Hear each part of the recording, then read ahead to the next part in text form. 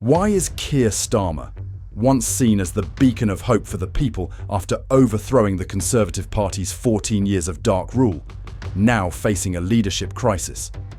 Even those who once voted for him are turning their backs and criticising him harshly.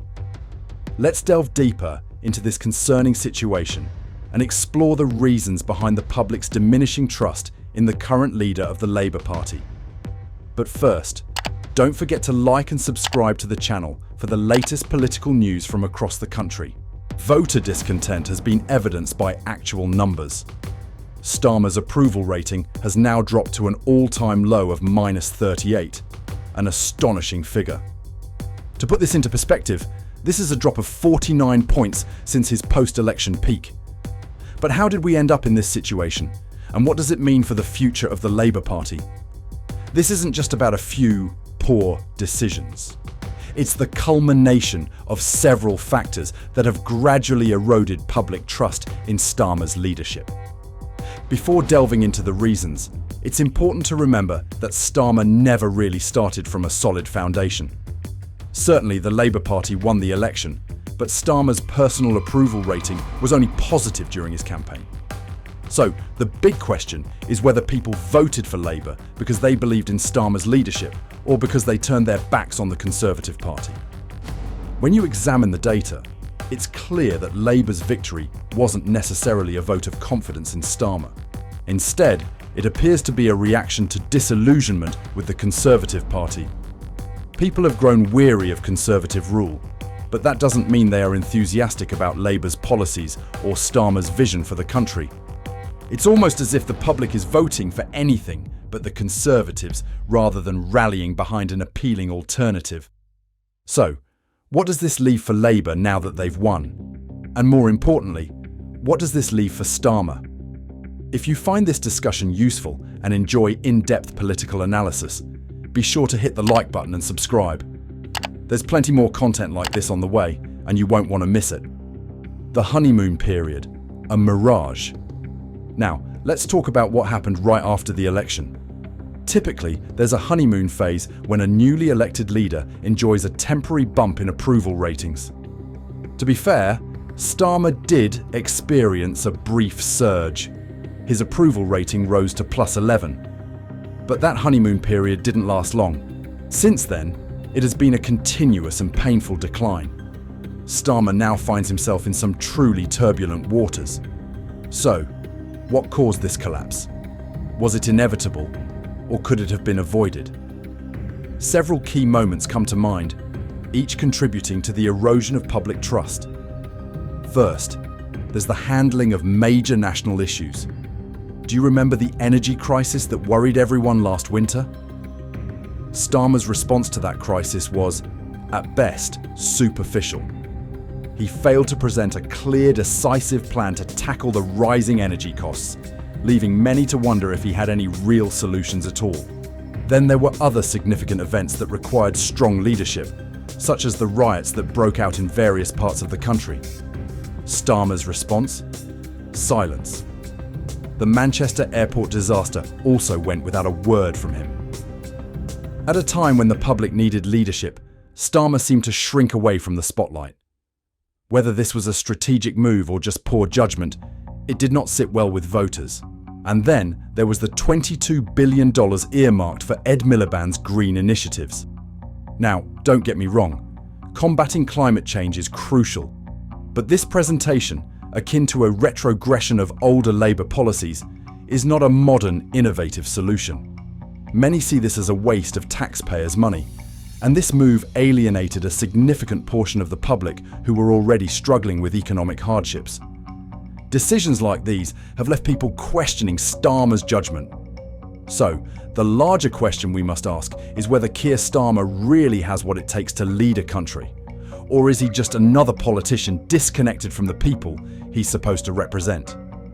If you're still with me and interested in diving deeper into UK politics, be sure to hit the subscribe button so you don't miss out on similar content in the future. Your support helps keep these videos coming, and I've prepared plenty more in-depth analysis for you. The government's report card is scoring poorly across multiple fronts: capability, new ideas, economic management, etc. It's clear that the public is not impressed.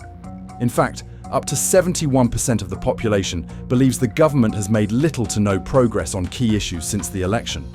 Think about that, 71%. That's nearly 3/4 of the population feeling the country is stuck in neutral.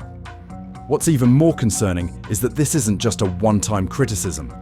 This is the general mood of the nation right now. People are frustrated, and they see no real progress being made. The government is supposed to step up, take responsibility, and fix things. These are the adults in the room who are supposed to bring competence to the management of the country. Instead, we are left with the feeling of a ship without a rudder. It's no wonder the public is so disappointed.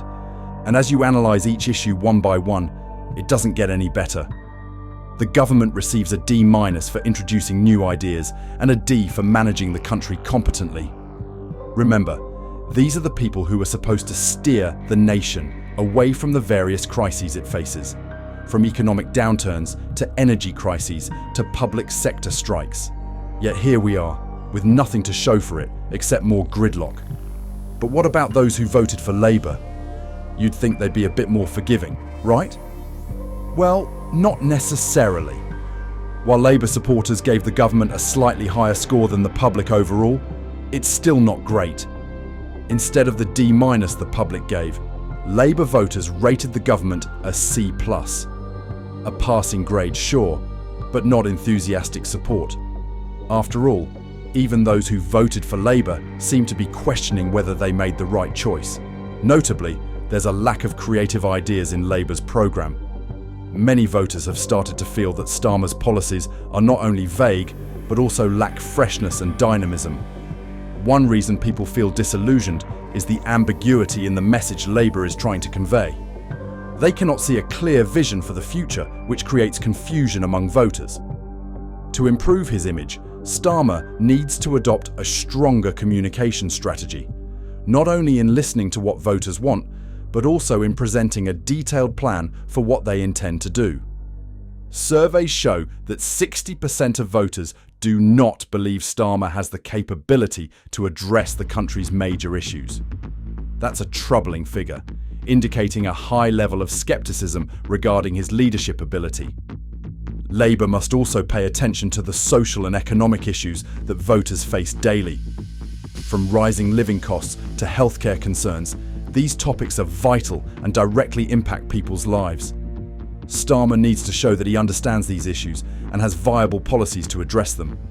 If he fails to do so, voters will continue to seek leadership from other parties, leading to an irreversible crisis of confidence in the Labour Party. It's also important to mention that rebuilding trust with voters is not an easy task. It requires time, patience, and unwavering determination. Starmer will need to work hard to restore his image and that of the Labour Party in the eyes of the public. Frequent and consistent appearances in the media, as well as participation in community events, can help strengthen the connection with voters. Another crucial aspect is the ability to collaborate with local leaders and social organisations. Instead of merely making empty promises, Starmer needs to demonstrate that he is willing to work alongside communities to find solutions to the issues they face. Engaging the community in the policy-making process can foster a sense of belonging and shared responsibility, which will help increase support for the Labour Party. The next issue that Starmer must address is the division within the Labour Party. Currently, there are many differing opinions about the party's strategy and direction. This division not only undermines unity, but also makes it difficult to convey a clear message to voters. Starmer needs to work to unite party members and create a cohesive strategy focused on common goals. And if your own base starts to doubt you, that's a serious problem. If you found this analysis insightful, don't forget to like and subscribe for more in-depth political content. Your engagement helps keep this channel running, and I truly appreciate it. Thank you for watching, and I hope to see you in the next video.